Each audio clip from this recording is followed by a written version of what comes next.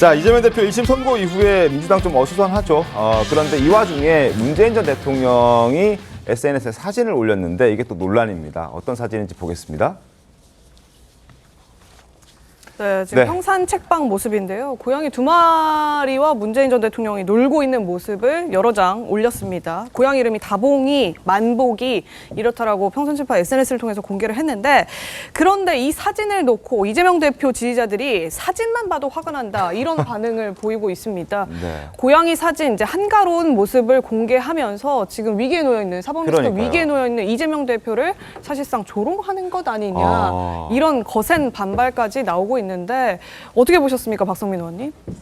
저는 뭐 문재인 전 대통령께 화풀이 하시지는 않으셨으면 좋겠어요. 그러니까 어떤 의미에서는 그런 지적들이 문재인 전 대통령에게 저는 좀 화풀이하는 과하다고 것이다. 봅니다. 네. 뭐 특히 뭐 김남국 의원이나 이런 분들이 네. 이제 공개적으로 나서서 뭐 글을 쓰고 이런 거는 저는 도의에 맞지 않는다라고 생각을 하고, 왜냐하면 어쨌든 이제 문재인 전 대통령께서 그렇다고 해서 어떤 아무것도 하지 않고 그냥 뭐 수수방관을 하고 있느냐, 그렇지도 않은 것이 뭐 이재명 지도부가 예방을 한다거나 할 때 이렇게 힘을 합치는 모습도 보여주시고 네. 또 이재명 대표와 만났을 때 그냥 만나기만 했겠습니까? 여러 가지 이야기를 주고받았겠죠. 그러니까 어떤 방식으로든 이재명 지도부가 문재인 전 대통령을 만나거나 또는 도움을 요청하는 어떤 여러 가지 상황들 속에서는 분명히 제 역할을 한다라는 생각이 저는 있고요. 그리고 더 나아가서는 사실 문재인 전 대통령께 어떤 화를, 분노를 향해서는 안 된다라는 생각이 드는 것이, 네. 문재인 전 대통령도 지금 표적 수사에 어떻게 보면 피해자시거든요. 네. 지금 청와대 출신 의원들이 굉장히 강경하게 성명을 내면서 검찰을 비판하고 있잖아요. 그러니까 이거는 우리 민주당 지지자들이라면 다들 아실 겁니다. 지금 뭐 전 사위의 뭐 특혜 채용 의혹부터 시작해서 네. 특혜 채용 의혹을 넘어서 그 취업을 통한 어떤 받았던 월급이 문재인 전 대통령을 한 직접적인 뇌물이다, 이렇게 보고 있는 것, 이런 황당무계한 검찰의 시각에 대해서, 그리고 이것을 바탕으로 지금 전직 영부인을 소환 조사를 하겠다, 이런 식으로 이제 하고 있는 것들이 민주당 지지자들이 봤을 때에도, 그리고 일반 국민의 상식으로 봤을 때에도 납득하기 어려운 일들을 당하고 계세요. 그렇기 때문에 저는 문재인 전 대통령에 대해서 뭐 어떤 여러 가지 아쉬움이나 이런 것들이 있을 수는 있지만, 이것이 마치 뭐 이재명 대표와 문재인 전 대통령의 상황들을 전반적으로 고려해 본다라고 하더라도 네. 마치 문재인 전 대통령이 무언가 잘못을 하고 있다, 이렇게 말씀하시는 것은 좀 아쉽지 않나라고 생각합니다.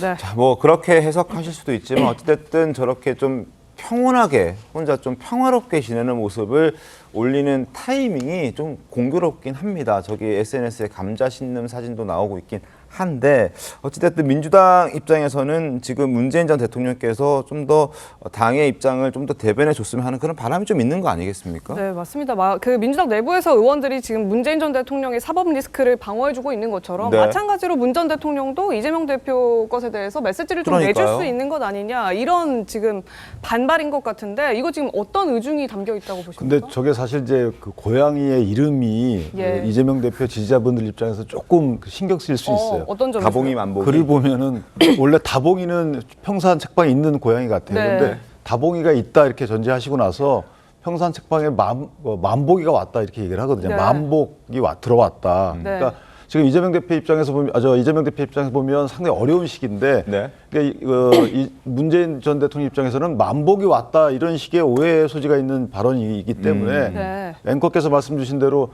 지금 당에서는 방어를 문재인 전 대통령 가족에 대한 방어도 하고 있는데, 이 전직 대통령의 SNS라는 것은 메시지가 있는 거잖아요. 네. 물론 그냥 아무 뜻 없이 했다고 저도 보지만 어떤 메시지를 읽는 분들의 입장에서 보면 좀 많이 생각을 하시고 내는 메시지여야 되지 않을까, 이런 생각은 들어요. 알겠습니다.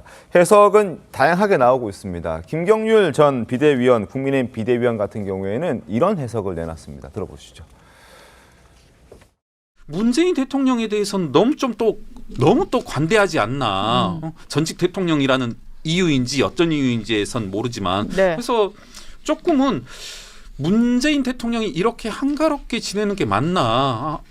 이분은 뭐랄까요? 검찰 측에서 보다 적극적인 좀 수사가 필요하지 않나? 이게 문재인 대통령이 이렇게 고양이와 입맞추는 사진을 좀 올렸다는 것은 저는 뭐 이른바 친명 진영에 대한 조롱이 아니라 검찰에 대한 조롱 아닌가? 너희들 나도 못 건드리는구나 하는 예. 그런 조롱이 아닌가, 그런 식으로 들리네요. 지금 이분이 뭐- 이렇게 평화롭게 있어야 될 때가 아니다, 이렇게 예, 생각합니다. 뭐 네, 지금 김경률 전 비대위원 네. 말씀 들으신 것처럼 문재인 전 대통령을 향한 뇌물수수 의혹, 또 그 SNS를 올린 공교롭게 같은 날짜에 지금 김정숙 여사도 소환 그렇죠. 조사를 받은 걸로 맞습니다. 알려지고 있잖아요. 그러니까 네. 이게 이재명 대표와 이제 분리해서 볼 게 아니라 사실상 검찰을 향한 조롱인 거다, 이런 새로운 해석을 내놓은 건데, 송 변호사님 이 동의하십니까?